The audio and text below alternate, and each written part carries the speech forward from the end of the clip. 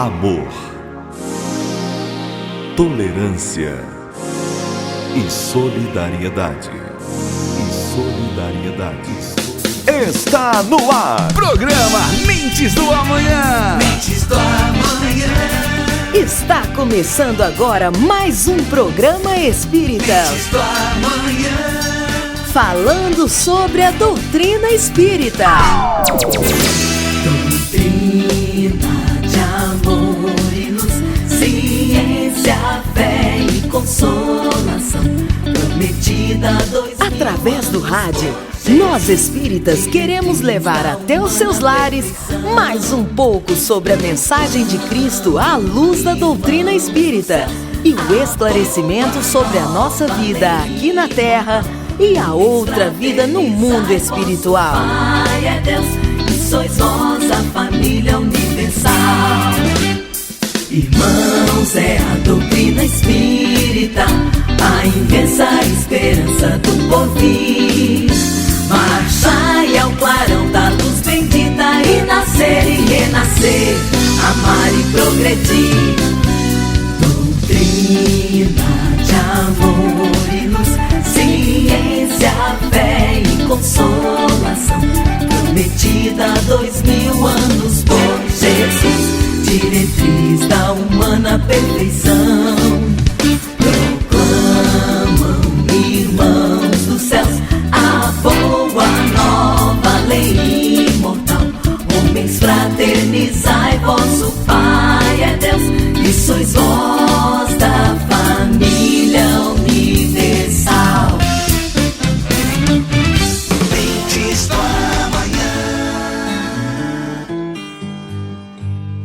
Rindo e Refletindo com Chico Xavier, volume 2, Richard Simonet. Sexo. Pergunta ao jovem: e daí, Chico, sexo antes do casamento é proibido? Responde o médium: meu filho, nada é proibido. No entanto, sem amor, nada vale a pena, nem o sexo, nem o casamento. Notável observação.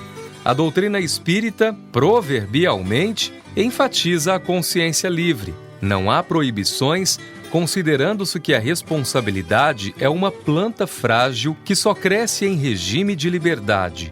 Isso não consagra a ideia do liberou geral, já que tudo o que fizermos dentro dos princípios de causa e efeito que nos regem terá uma consequência. Tenho a liberdade de fazer o que me aprouver, mas sempre responderei por minhas iniciativas. Digamos que desfrutamos todos de uma liberdade vigiada. Os deslizes de comportamento fatalmente resultarão em cobranças, não na forma de punições divinas, mas de reações da nossa própria consciência, considerando que fomos programados para o que é certo, justo e verdadeiro. O mal será sempre um desvio transitório de rota, com retorno obrigatório aos caminhos do bem. Em última instância, temos a liberdade de fazer exatamente o que Deus espera de nós. Tudo o que não for compatível com os desígnios divinos resultará em males tendentes a corrigir nossa rota. Detalhe importante: as cobranças serão tanto mais severas, quanto mais desenvolvido o espírito em conhecimento, quanto mais amadurecido, mais capaz de distinguir o certo do errado, o bem do mal. Com relação à vida sexual, operou-se na década de 60, no século passado, uma revolução nos países ocidentais. Vão longe os tempos em que sexo era considerado algo de pecaminoso, a ser exercitado apenas para a procriação, conforme ensinavam os manuais religiosos. Vale lembrar que o dogma da virgindade perene de Maria foi inspirado nessa ideia. Como argumentavam os teólogos, poderia a mãe de Jesus, personificação da pureza, ter se dado ao desfrute de uma relação sexual? A forma de contornar essa dificuldade foi o dogma da virgindade perene de Maria. Não teria coabitado com José, mantendo-se casta. Havia um problema. Nos evangelhos há referências aos irmãos de Jesus. Revelou-se a pendência com a ideia de que José tivera filhos de um casamento anterior, Ou seriam apenas primos seus? Não há limites para a fantasia quando renunciamos à lógica e ao bom senso. Para o Espiritismo, a atividade sexual não tem nada de pecaminosa. É por ela que viemos ao mundo. É graças a ela que as espécies subsistem. O problema para os teólogos estaria no prazer. Sem prazer não haveria excessos, viciações, desajustes, paixões avassaladoras, traições. Em contrapartida, estaria ameaçada a sobrevivência humana. Já pensou? Sexo burocrático, frio, apenas para perpetuar a espécie? Na realidade, o que compromete o relacionamento sexual são os excessos. Sexo, na atualidade, deixou de ser parte do amor, convertendo-se em sinônimo dele. Quando o jovem fala em fazer amor, expressão lamentável, está se referindo à prática sexual como se o amor fosse sexo e não parte dele apenas. E sem amor, como diz Chico, nada vale a pena, nem mesmo o sexo. Chico Xavier sempre ajuda. Chico Xavier, Chico Xavier. Quem tem ouvidos para ouvir, escuta. Francisco é como um rio desde a nascente. Ele colhe como quem planta a semente. Suas margens são um prenúncio pro futuro. Eu não tenho que jurar, mas se quiser eu juro. Chico Xavier, Chico Xavier. Chico Xavier sempre ajuda. Chico Xavier, Chico Xavier. Quem tem ouvidos para ouvir, escuta. Chico Xavier é meio estranho pra quem não acredita em seu próprio coração. Chico Xavier não tem tamanho. Ele é luz iluminando a escuridão. Chico Xavier, Chico Xavier. Chico Xavier sempre ajuda. Chico Xavier. Vocês vão ouvir agora as palavras de José Garcia.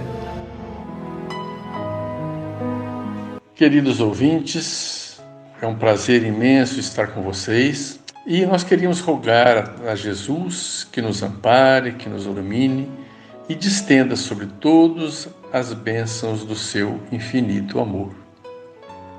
O nosso tema de hoje é a transição planetária. Ora, nós vivemos num mundo onde estamos atravessando, segundo os estudiosos, uma transição, ou seja, vamos transitar deste mundo que nós vivemos para um mundo melhor.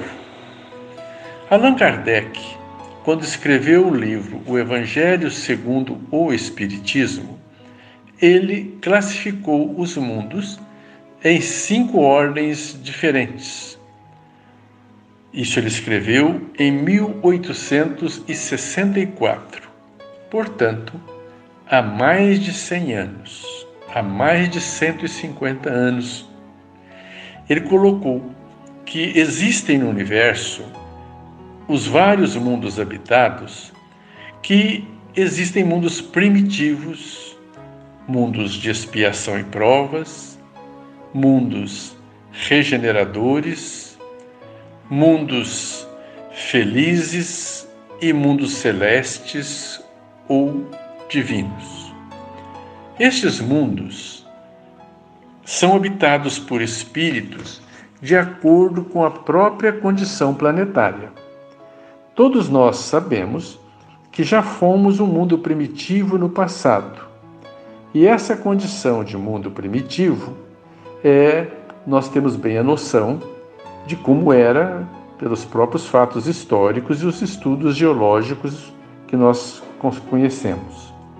E hoje somos um mundo de expiação e provas, porque os espíritos que habitam este mundo, eles têm uma condição já superior e não estariam mais em condições de um mundo primitivo, mas sim de um mundo de um nível melhorado, que é o mundo de expiação e de provas. Ora, como nós estamos no mundo de expiação e provas e este mundo evolui, é natural que amanhã este mundo, este planeta Terra que nós habitamos hoje, seja um mundo mais evoluído e, portanto, dentro da escala didática que nos foi apresentada, um mundo de regeneração. Ora, o mundo de regeneração, ele tem outras características diferentes da Terra. Muitas pessoas, muitos espíritas questionam se a Terra está realmente em condições de se transformar em um mundo de regeneração nos próximos anos. É óbvio que está, porém, não podemos dizer se são nos próximos 50, 100, 200, 300 anos, não sabemos dizer isso. Mas sabemos que tudo evolui de uma maneira tão rápida e tão sequencial, porque a natureza não dá saltos. Vejamos, por exemplo, no início do século passado, no início do século XX. Nós começamos o século XX ainda em tração animal, viajávamos a cavalo, usávamos carro movido a animais, a nossa agricultura era toda ela encaminhada por animais. E hoje, 100 anos depois, nós já estamos na inteligência artificial, com tudo mudando, tudo caminhando de uma forma que faz com que possamos estar otimistas e esperando que realmente, dentro de algum tempo, o planeta Terra poderá ser um mundo totalmente diferente daquilo que nós estamos hoje. O que acontece normalmente para que o mundo possa ser promovido a uma condição superior é a sua psicosfera. A psicosfera é ditada pela qualidade daqueles que habitam o nosso planeta. Ora, nós podemos perfeitamente estarmos aqui na Terra na condição que o nosso planeta nos permite estar, uma condição totalmente diferenciada, mas daqui a alguns anos isto vai mudar. Imaginemos a psicosfera pesada, a psicosfera carregada do planeta Terra. Por quê? Vamos fazer assim rapidamente uma pequena análise histórica, muito pequena, mas só para que possamos avaliar esta condição. Imaginemos, por exemplo, há 1000 anos atrás. Como era a Terra de 1000 anos atrás? Há 1000 anos atrás, nós tínhamos as cruzadas que atravessavam a Europa para ir até o Oriente, guerrear para a conquista da Terra Santa, matando milhares e milhares de pessoas em nome do Cristo. Imaginemos a situação dessas pessoas assassinadas brutalmente em seus lares, em seus trabalhos, simplesmente em nome de um Jesus do qual eles nunca haviam ouvido falar e que promovia esse tipo de mortandade nessa natureza. Vamos seguindo na evolução e vamos ver que há pouco mais de 500 anos, toda a América foi conquistada e praticamente colonizada pelos portugueses e espanhóis, que buscavam, neste período, nesta época, evangelizar. Vamos colocar o evangelizar aqui bem entre aspas, porque o termo usado na época nem era evangelizar, era catequizar os indígenas que habitavam essas plagas da América, para que eles se tornassem cristãos. Então, em nome de Jesus, se promoveu uma chacina, quando na verdade o que se queria eram os tesouros que esses índios possuíam.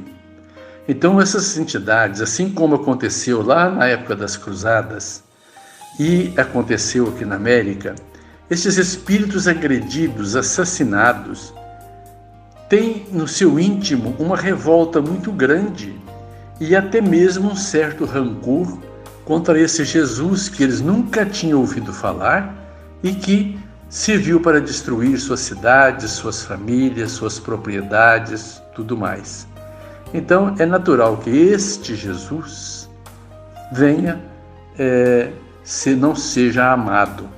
É natural não diria, vamos mudar o termo, é racional que eles tenham o seu estado psicológico extremamente afetado e estão num estado de revolta grande, talvez até os dias atuais. E se formos olhar mais recentemente, tivemos no século passado 2 guerras terríveis que mataram milhões e milhões de pessoas. Imaginemos o estado de revolta dos judeus que foram assassinados pelos nazistas. Imaginemos aqueles nazistas cruéis que destruíam as pessoas. Qual é o estado psicológico de tudo isso? Se retrocedermos ainda um pouco mais, vamos chegar à época da Inquisição, onde mais uma vez, fora da igreja não há salvação, e as pessoas se revoltaram e alimentaram o ódio por muitos e muitos séculos. Então, se nós considerarmos tudo isso, se considerarmos ainda que depois da Inquisição, em plena Inquisição, nós tivemos aí o protesto de Martim Lutero e os protestantes e católicos se engalfinharam em lutas titânicas. Somente na noite de São Bartolomeu, em Paris, calcula-se que foram mortos mais de 100.000 pessoas por um problema, hipoteticamente, de ordem religiosa. Então, tudo isso faz com que estes espíritos revoltados, que ainda não aprenderam a perdoar, carreguem a psicosfera terrestre e façam com que hoje nós tenhamos aqui na Terra tanta violência, tanta revolta, tanta condição difícil para que os próprios governantes possam levar adiante os seus trabalhos e a reeducação e o processo de condução dos países a bom termo. Ora, essa situação geral faz com que a Terra seja ainda um planeta pouquíssimo evoluído e nós estamos numa fase de transição. Nessa fase de transição, a violência aumenta. Por quê? Muitos espíritos que vivem nas trevas, na revolta, na angústia, recebem uma chance de se reencarnarem e reencarnam na Terra, ainda no seu íntimo, trazendo aquele estado íntimo agressivo contra as leis, contra a ordem, contra tudo, porque viveram nessas dificuldades muito tempo. Por outro lado, para acelerar o progresso da Terra, estão reencarnando aqui entre nós, segundo a espiritualidade nos orienta, desde o ano 1970, espíritos que vêm de outras esferas mais evoluídas, para nos ajudar a acelerar o progresso e o desenvolvimento da Terra. Nessa fase de ebulição, aonde chegam espíritos mais adiantados para colaborar com a evolução da Terra. e espíritos acostumados nas trevas para ter uma última oportunidade aqui, e esse entrechoque faz com que nós vejamos tantas coisas boas, tantas coisas nobres acontecendo, ao lado de crimes hediondos, de situações muito complexas no sentido do âmbito sociomoral. Então, a evolução planetária está em plena transição, ou seja, esse momento em que aqueles que viviam nas trevas estão tendo uma oportunidade aqui, e aqueles que vieram de outras plagas de luz estão também reencarnados, colaborando com Jesus para que o progresso, para que a evolução possa acontecer de forma mais acentuada, mais rápida e de uma forma desejável no processo evolutivo maior. A transição vai ocorrer porque o progresso é inexorável. Nada pode ir contra o progresso. O progresso é uma lei de Deus que vai acontecer. E se você, meu amigo, e nós que conhecemos todas as condições dessa situação de transição, queremos colaborar com Jesus, é necessário nos envolvermos na prática do bem, nos envolvermos em proporcionar ações de solidariedade, ações de trabalho, ações de fraternidade, de amor, de perdão. E assim estaremos dando a nossa colaboração para que a Terra possa efetivamente se transformar. Estaremos colaborando com Jesus, quando Ele nos diz: tudo o que fizerdes a um desses pequeninos, é a mim que o fareis. Ora, ao dizer essas palavras, Jesus não faz um discernimento. Ele diz: tudo o que fizerdes, ou seja, as coisas boas estaremos colaborando com Ele. E por outro lado, Ele toma também as nossas dores sobre as nossas dificuldades. É como se fosse a Ele que estivéssemos fazendo o bem ou o mal. Então, se nós quisermos fazer jus a permanecer na Terra, a colaborar com o progresso, a criarmos a condição para vivermos num planeta melhor, num mundo mais evoluído, numa condição diferente, busquemos fazer o bem, colaborar com Jesus, perdoar as ofensas, sermos caridosos, fraternos, amigos, e assim estaremos dando a nossa colaboração e adquirindo o nosso passaporte para um mundo melhor, para uma vida de um mundo que terá outras condições, diferentemente do que nós temos hoje na Terra. Recebam o nosso abraço, recebam os nossos votos de paz, de alegria e de fraternidade. Que Jesus nos abençoe hoje, amanhã e sempre.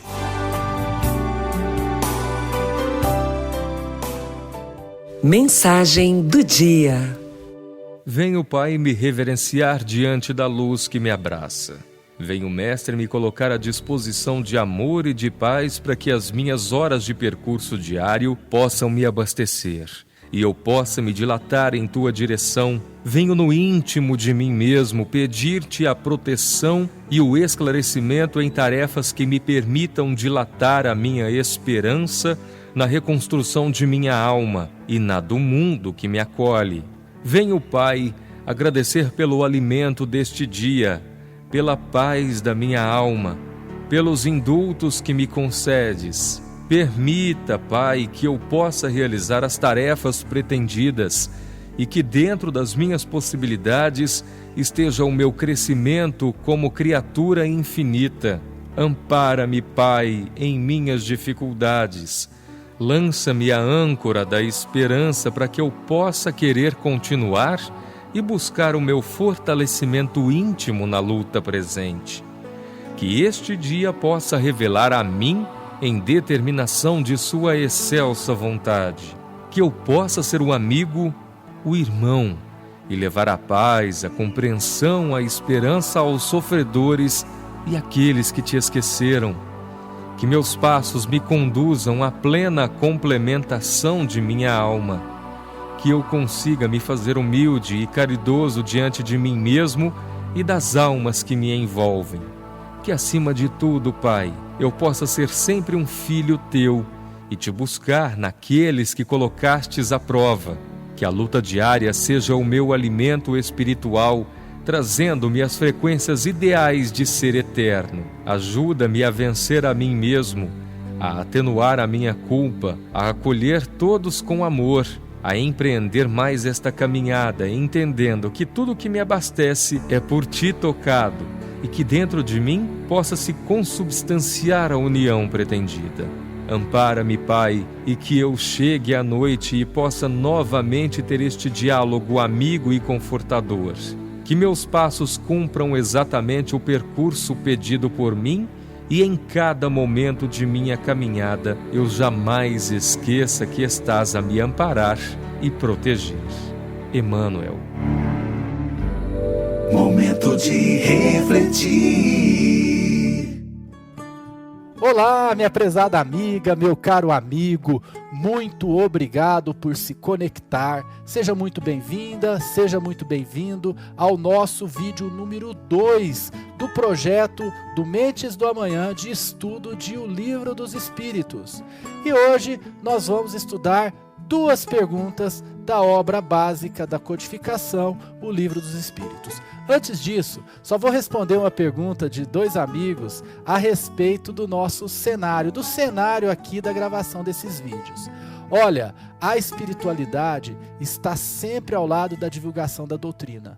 Eu garanto que quando eu escolhi esses 2 objetos para constarem aqui do lado, aqui na nossa estante do cenário, eu não escolhi intencionalmente uma Torre Eiffel e o globo terrestre.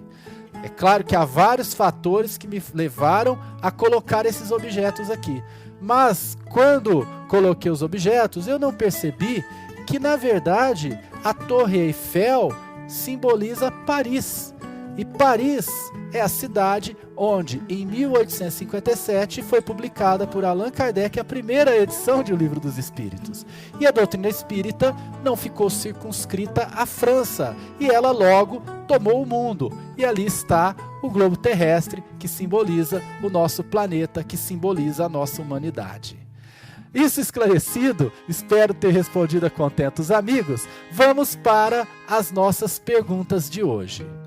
Lembrando que estamos estudando a parte primeira das causas primárias do capítulo 1 de Deus. Então, pergunta número 2. O que se deve entender por infinito?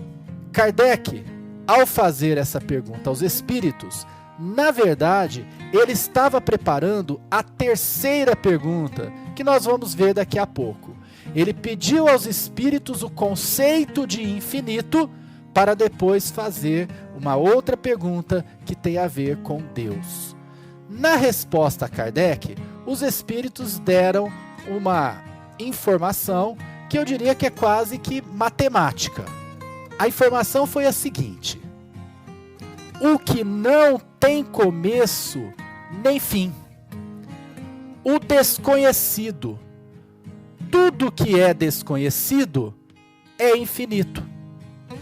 Então observe que o infinito é o desconhecido, é o que não tem começo nem fim. Muita gente confunde-se achando que o infinito é só aquilo que não tem fim. Mas na verdade nós podemos dizer que o infinito é o que não tem começo nem fim, porque se nós pensarmos em qualquer campo do conhecimento, é mesmo por aí. Pensemos na matemática, nós temos os números positivos, que são infinitos, e temos os números negativos, que também são infinitos, que também não têm fim. Nem os números positivos têm fim, nem os números negativos têm fim. A mesma coisa o tempo. Até onde vai o nosso conhecimento, a nossa capacidade de conhecer, de desvendar, de desbravar o tempo? Nós não sabemos o futuro e não sabemos o passado. Se fizermos uma timeline, uma linha do tempo, nós vamos ver que o futuro não tem fim que não haverá fim no futuro. E vamos também ver que nós não sabemos quando foi o começo. Por isso que o infinito é o que não tem começo e é o que não tem fim. E eu simbolizei infinito aí para você com o símbolo matemático de infinito, conforme você pode observar na telinha agora. E também poderia representar o infinito por essa outra figura, o espiral. O tempo vai acontecendo nessa forma espiralada e nunca vamos saber onde vai chegar e nem de onde veio. Pelo menos de acordo com o grau de conhecimento que temos segundo a nossa evolução espiritual. Lembrando sempre que a evolução espiritual compreende a evolução intelectual e a evolução moral. Mas conforme eu disse, Kardec perguntou o que é infinito, para depois, no segundo momento, perguntar: poder-se-ia dizer que Deus é o infinito? Olha só o que Kardec preparou para os espíritos. Observe o que fez Kardec. Conforme eu disse, ele primeiro indagou os espíritos o que é infinito, para depois perguntar se Deus é o infinito. Na pergunta 2, ele preparou a pergunta 3. Kardec, ele via a doutrina espírita de uma forma científica. Até por isso, nós sabemos hoje, espiritismo é ciência, filosofia e religião. Kardec pensava a doutrina filosoficamente e também investigava os fenômenos espirituais de forma científica. E em nenhuma passagem de O Livro dos Espíritos ele deixa de lado essa cientificidade, de modo que ele, antes de indagar se Deus é o infinito, ele fez questão de deixar bem claro o que é infinito. Mas interessante que muita gente não se atenta para um detalhe dessa pergunta que eu vou mostrar daqui a pouco para vocês. Mas antes, vamos ver o que os espíritos responderam a Kardec. Definição incompleta. Pobreza da linguagem humana, insuficiente para definir o que está acima da linguagem dos homens. Então, a primeira coisa que os espíritos deixam claro para Kardec é que é muito para o nosso estágio evolutivo saber, em toda a sua amplitude, que é Deus. Então eles deram aquela primeira resposta: Deus é a inteligência suprema, causa primária de todas as coisas, e depois Kardec vai ampliar o questionamento, pedindo mais detalhes aos espíritos. E dentro dessa ampliação do questionamento, Kardec vem perguntar se Deus é infinito. E os espíritos falam: tá muito para a linguagem humana. Infinito é uma palavra que não define Deus. Na verdade, eles deixaram nas entrelinhas que infinito é um termo que não define Deus. E Kardec fez a pergunta já esperando a resposta. Tanto isso é verdade que tem um detalhe que eu falei, que aparece na pergunta, para o qual muita gente não se atenta. Kardec não pergunta para os espíritos se Deus é infinito. Kardec pergunta se Deus é o infinito. Poder-se-ia dizer que Deus é o infinito.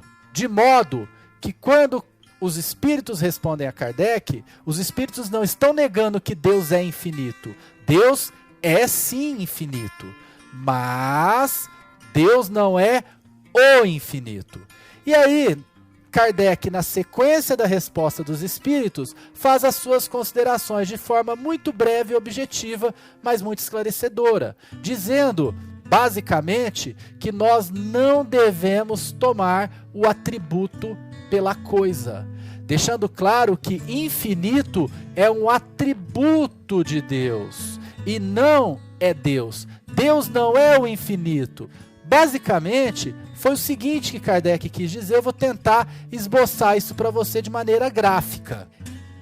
Eu tenho aqui Deus e eu tenho o infinito. O infinito é um atributo de Deus, é uma característica de Deus. Então, o infinito não pode definir Deus. Até porque nós vamos ver que Deus tem muitas outras características nas próximas perguntas de O Livro dos Espíritos. E mais, nós já vimos também que outra característica de Deus é ser a inteligência suprema. E mais uma, é que Deus é a causa primária de todas as coisas. Então dizer que Deus é o infinito realmente é pobreza da linguagem humana. Não que Deus não seja infinito. Infinito é uma característica de Deus. Por hoje, são essas duas perguntas. Espero que tenham agregado ao seu conhecimento, espero que eu tenha conseguido passar algumas informações que vão aumentar a sua compreensão desta fundamental obra básica da codificação. Fique com Deus, um grande abraço. Mentes do Amanhã. Um programa para todas as famílias. Pergunta do ouvinte. Olá, eu sou o Evandro de Orlândia. Gostaria de fazer duas perguntas. Por que tantas desigualdades sociais em nosso mundo? E como superar a dor pela morte precoce de um familiar? Uma bela pergunta essa. Por que das desigualdades sociais na face da Terra? Nós olhamos e qualquer uma pessoa que está preocupado com a sociedade realmente sente e olha, averigua e percebe claramente que isso é um fator de violência, um fator de desagregação, de inconformismo, de estresse, enfim, de uma série de coisas negativas que surgem em função deste fator. As diferenças das causas, a causa das diferenças sociais na Terra, ela está ligada à nossa necessidade espiritual. As pessoas que numa determinada vida valorizam muito o corpo vêm com algum problema físico. Aqueles que se julgam muito orgulhosos, vaidades, reencarnam num grupo que sofre preconceitos raciais. Aquele que tinha uma profissão rentável e que usou de forma desonesta os recursos que Deus lhe concedeu, este, por sua vez, também vem com grandes dificuldades de trabalho, grandes dificuldades de emprego, passando por provas difíceis na área das dificuldades socioeconômicas. Então nós temos aí um fator que ele é fruto das nossas vivências de vidas anteriores. E temos também desigualdades sociais que são provocadas pelas gestões governamentais, pela própria condição da pessoa que não se esforça, não se adapta a trabalho nenhum, não tem ânimo para serviços os mais variados, vivendo em grandes dificuldades da ordem econômico-financeiras. Porém, basicamente nós na doutrina espírita temos que entender que temos que passar por várias provações, por várias experiências, e em cada uma dessas experiências nós vamos armazenando conhecimento e nos preparando para a nossa evolução no futuro. As diferenças sociais, ela está diretamente agregada a essas experiências e vivências que os espíritos devem ter. Então, olhemos essas situações sem conformismo, sem aceitação absoluta, mas com entendimento e com clareza de que nós temos essas necessidades na fase evolutiva atual da Terra. Se nós queremos fazer alguma coisa como espíritas que somos, tentemos ajudar aquele que mais necessita para diminuir essas diferenças. Tratemos bem a todos aqueles que nos cercam com afabilidade, com doçura, com dignidade, para que eles possam também se sentirem mais valorizados e estimulados a crescer, estudar e progredir na existência atual.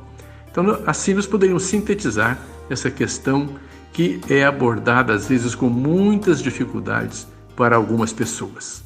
A morte, meus queridos amigos, faz parte da nossa vida. O planeta Terra, nós reencarnamos aqui com uma única certeza, a certeza de que um dia nós iremos partir, um dia iremos desencarnar, ou na linguagem mais popular, um dia iremos morrer. Esta é a única certeza que nós temos desde o dia em que nós nascemos. Porém, nós não conformamos com essa ideia. nos preparamos para tudo, para todos os avatares da vida. Nós nos preparamos para viajar, para casar, para uma casa nova, e nunca nos preparamos para a morte. A morte é como se fosse uma grande viagem. É preciso que haja preparo, que a nossa mala esteja carregada daquilo que realmente iremos necessitar na vida futura. E nós não fazemos isso. Principalmente quando a morte alcança algumas vidas de forma precoce. Nós precisamos de entender que a situação da precocidade da morte muitas vezes está ligada a uma condição do passado. Está ligada a aquelas pessoas que cometeram suicídio, que menosprezaram a vida e que agora partem de forma precoce. Por outro lado, também, nós precisamos entender que às vezes a morte precoce ocorre pela nossa invigilância, pela nossa falta de cuidado. Por exemplo, o trânsito mata milhões de pessoas. Na maioria das vezes, há uma pessoa que cometeu negligência, que cometeu erros e que precipitou assim a sua morte. Para nós que ficamos e que lamentamos e que sofremos a ausência do ente querido, esta condição se torna difícil a aceitação da morte precoce. Porém, temos que entender que, acima de tudo, vige a presença de Deus. Todos nós somos filhos de Deus e Deus zela por cada um dos seus filhos de uma forma muito maior do que os pais materiais cuidam dos seus rebentos aqui na terra. Então, confiemos em Deus, procuremos sempre entender que aquilo era uma necessidade, que aquilo que estamos passando está nos desígnios superiores. E com muita fé, com muita aceitação, com muita confiança, acabaremos por aceitar ou diminuir a nossa mágoa e a nossa dor. Tenhamos sempre a certeza de que a morte é uma necessidade e que quase sempre está nos programas reencarnatórios de cada um, exceção feita aos casos de falta de responsabilidade, de abuso da vida, de falta de cuidados consigo mesmo, também pode ocasionar mortes precoces. Ei, quer saber mais? Então mande sua pergunta pelo WhatsApp 16 99400 5767. É tempo de louvar, é tempo de orar, é tempo pra gente despertar pro mundo nosso amor espalhar. Mentes do amanhã. Evangelho no Rádio, com Sandra Duran. Olá, ouvintes. Eu sou Sandra Duran, de São Joaquim da Barra, e estarei com vocês hoje no momento Evangelho no Rádio. Esse momento visa o estudo do Evangelho segundo o Espiritismo, que foi codificado por Allan Kardec. Os capítulos que nós vamos estudar, eles têm uma estrutura. Primeiro, eles vão apresentar uma citação bíblica. Depois, comentários de Kardec. E para fechar o capítulo, vem as instruções dos Espíritos.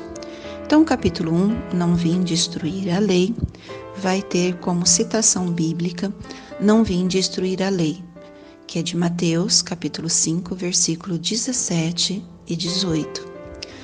Comentários de Kardec, nós teremos 4. Primeiro, Moisés. O segundo, o Cristo. Terceiro, o Espiritismo. Quarto, Aliança da Ciência e da Religião. E as instruções dos Espíritos, Nova Era. Esse capítulo tem o objetivo de nos mostrar que o Espiritismo é considerado a terceira revelação, pois nós temos a primeira revelação com Moisés, a segunda revelação no Cristo e a terceira, o Espiritismo. Então vamos ao capítulo, vamos iniciá-lo com a citação. Não penseis que eu tenha vindo destruir a lei ou os profetas. Não os vim destruir, mas cumpri-los, porquanto em verdade vos digo que o céu e a terra não passarão, sem que tudo que se acha na lei esteja perfeitamente cumprido, enquanto reste um único iota ou um único ponto. Com essa citação, nós vamos falar de Moisés, né? Moisés, vamos dar uma lembrada na biografia dele.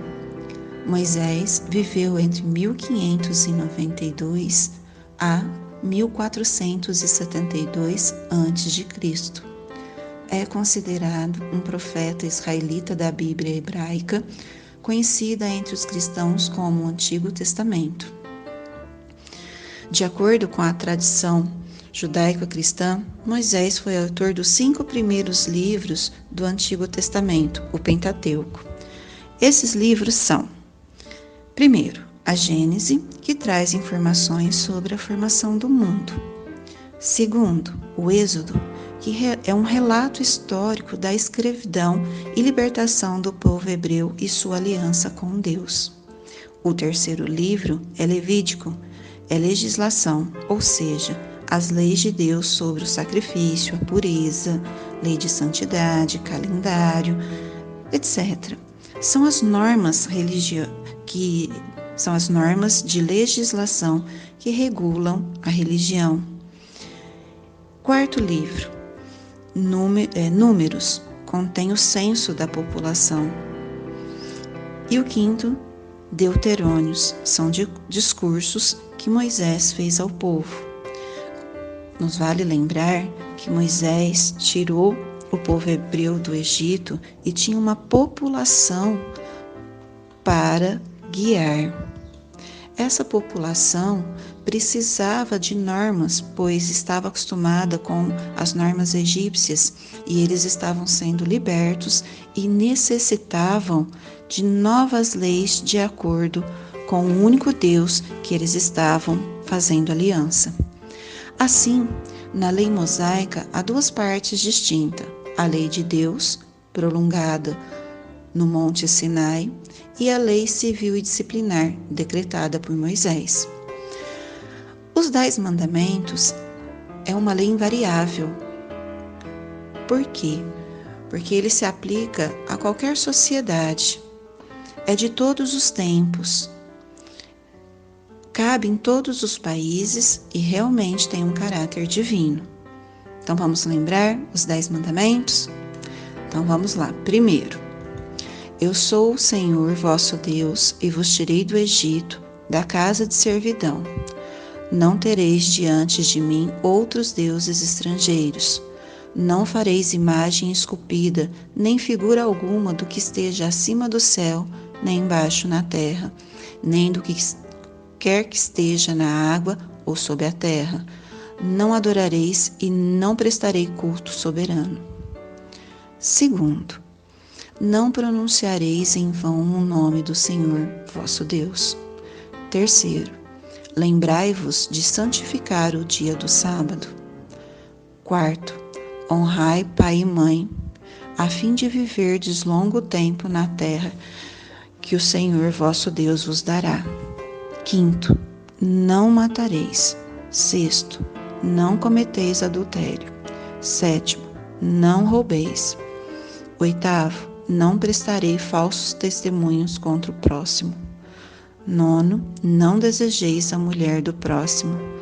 E 10º, não cobiceis a casa do vosso próximo, nem o seu servo, nem a sua serva, nem o seu boi, nem o seu asno, nem qualquer outra coisa que lhe pertença. Então, em todos os tempos, em todos os países, esse é um código de caráter divino, pois era necessário conter uma população tão difícil. Mas, como nós vimos no livro Levítico, houve toda uma legislação do que se podia ou não fazer para que o povo pudesse entender essa situação. É aí que aparece a lei olho por olho, dente por dente, porque é necessário conter a violência que existia entre esse povo. Também era necessário conter o grande número de adultérios. Assim, fica claro que o homem que adulterar com a mulher do próximo, morrerão ele e a mulher. Levítico 20:10. O filho dos servos serão do seu senhor. Êxodo 21:4. E assim por diante, são leis civis que foram necessárias para a manutenção da ordem de todo aquele povo. Então, qual é o foco que nós devemos ter nesse item do Evangelho? Que Moisés, ele é um grande legislador que teve como missão preparar o povo hebreu para receber futuramente Jesus. Então ele traz a lei mosaica, que disciplina, que orienta, que traça o caminho do que pode e o que não pode, levando a abrandar um pouco os costumes de um povo que estava totalmente perdido na corrupção, totalmente perdido nos maus costumes. Assim nós temos Moisés, o legislador, assim como nós teremos futuramente o Cristo, né? Então hoje nós vamos focar nisso. O que Moisés fez para a humanidade? Ele foi o grande legislador. Tirou o povo hebreu, preparou para que ele fosse monoteísta, acreditasse em apenas um Deus, e deu a eles condições de se estruturarem como uma nova nação. E assim, nós devemos entender que Moisés foi a primeira revelação. Nos chama a mudar os costumes e traz para nós leis civis e a lei de Deus. A gente deve entender que a lei de Deus, os 10 mandamentos, ela é universal e que a lei civil ela será modificada de acordo com o tempo e as necessidades de cada povo. Uma curiosidade: Moisés escreveu uma legislação tão boa para o seu povo que chegou a conter 600 leis. Entre elas, havia aquela que visava a proteger a família. Caso de falecimento do chefe da família, como ficaria essa família? Então Moisés escreveu uma lei que dizia, em caso de morte do marido, a esposa deveria se consorciar com o cunhado, para que não ficasse essa família em abandono e essa mulher não fosse obrigada a se prostituir. Então, para resolver o problema social familiar da época, ele estabelece: morreu o marido, a esposa se torna esposa do irmão, e assim protege a família. Esqueça o mal que te fizeram, mas não a lição que você aprendeu. Pedro Iago. Ouça agora Grupo Luz.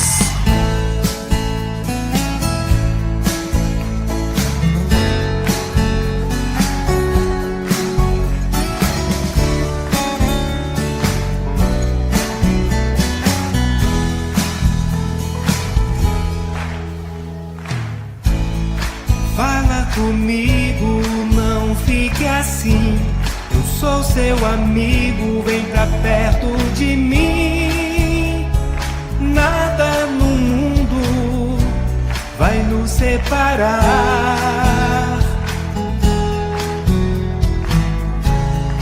Olha no espelho e o que você vê.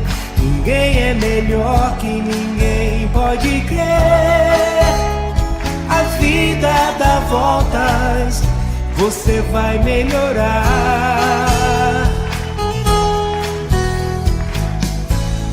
Juntos nós vamos a caminho do sol. Juntos nós vamos navegar pelo mar. A felicidade vamos encontrar. Juntos nós vamos a caminho do sol, juntos nós vamos navegar pelo mar. A felicidade vamos encontrar. Nada de angústia e depressão. Se alguém lhe derruba, levanta do chão.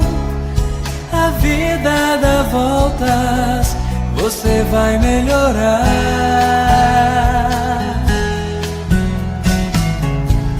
Não ame pequeno, ame sem distinção.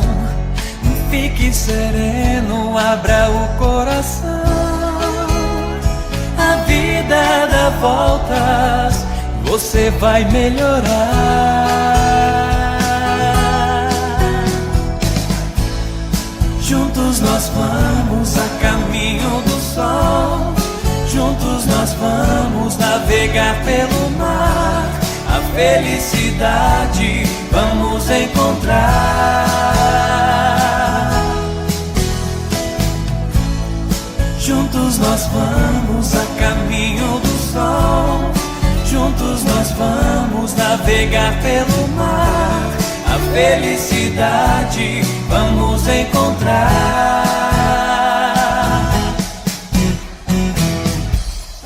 Juntos nós vamos a caminho do sol, juntos nós vamos navegar pelo mar.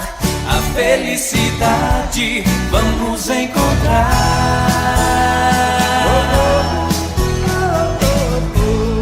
Juntos nós vamos a caminho do sol, juntos nós vamos navegar pelo mar. A felicidade vamos encontrar.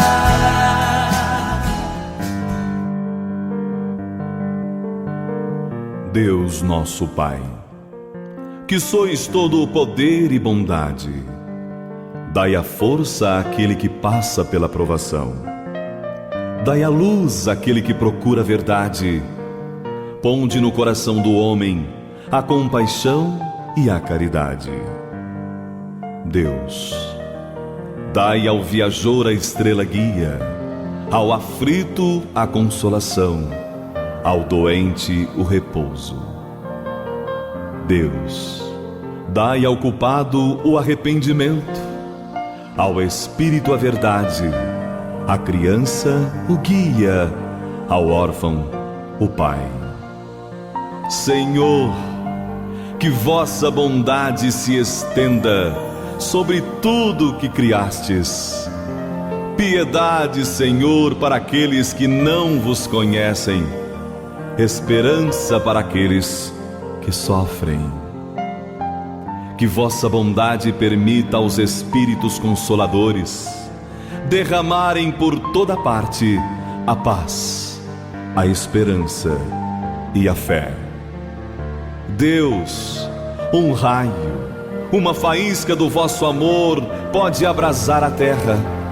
Deixai-nos beber nas fontes desta bondade fecunda e infinita, e todas as lágrimas secarão, todas as dores acalmarão.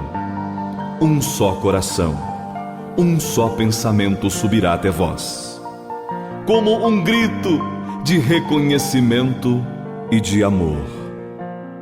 Como Moisés sobre a montanha, nós vos esperamos de braços abertos, ó poder, ó bondade, ó beleza, ó perfeição. E queremos, de alguma sorte, merecer a vossa misericórdia. Deus, dai-nos a força de ajudar o progresso, a fim de subirmos até vós.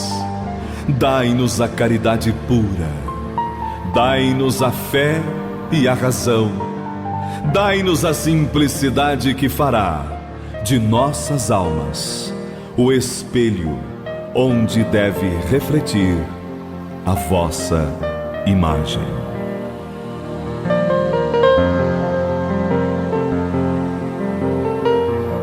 Termina agora mais um programa Mentes do Amanhã. Deus abençoe e até o próximo programa. Mentes do Amanhã.